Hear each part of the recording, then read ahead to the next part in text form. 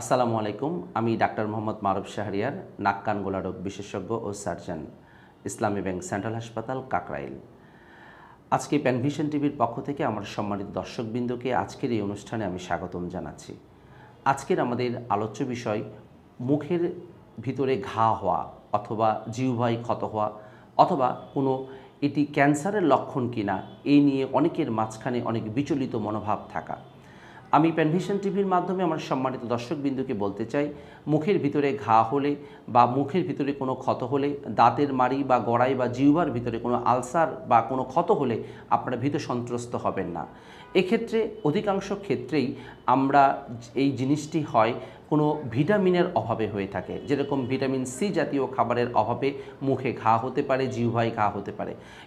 এছাড়া vitamin B1, B6, B12 অর্থাৎ vitamin B এর অভাবে এটি হতে পারে।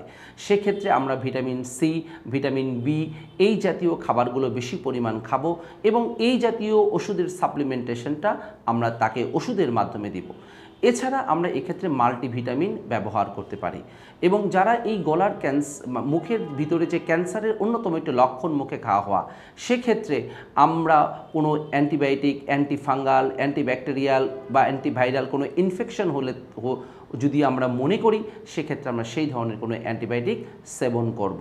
যদি কোনো ক্ষেত্রে অনেক সময় দেখা যায় ওষুধ খাওয়ার পরে, ভিটামিন নেওয়ার পরে অথবা আমাদের সাপ্লিমেন্টেশন খাওয়ার পরেও মুখের ঘাটা ভালো হয় না, সেক্ষেত্রে আপনারা অবশ্যই বিশেষজ্ঞ ডাক্তারের পরামর্শ নেবেন এবং বিশেষজ্ঞ ডাক্তারের পরামর্শক্রমে অনেক সময় ওই ক্ষত জায়গা থেকে আমরা পাঞ্চ বায়োপসি, ছোট্ট একটি মাংসের টুকরা নিয়ে এসে বায়োপসি পরীক্ষা করতে দিই যে শতভাগ শিওর হওয়ার জন্য মুখের ভিতরে কোনো ক্যান্সার হয়েছে কিনা।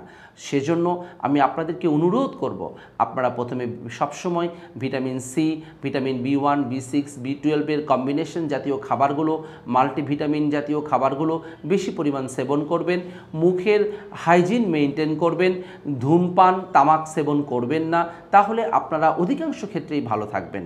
যদি কোনো ক্ষেত্রে এর ব্যত্যয় হয়, ভালো না হয়, সেক্ষেত্রে বিশেষজ্ঞ ডাক্তারের পরামর্শ নিয়ে আপনারা একটি পরীক্ষার মাধ্যমে পাঞ্চ বায়োপসি, আমি এর আগেও বলেছি, তা নিয়ে আপনারা শিওর হয়ে দেখবেন মুখে কোনো ক্যান্সার হয়েছে কিনা। অবশ্যই আপনারা সচেতন হবেন এবং এই চিকিৎসাটা বিশেষজ্ঞ ডাক্তারের পরামর্শক্রমে গ্রহণ করবেন। ধন্যবাদ।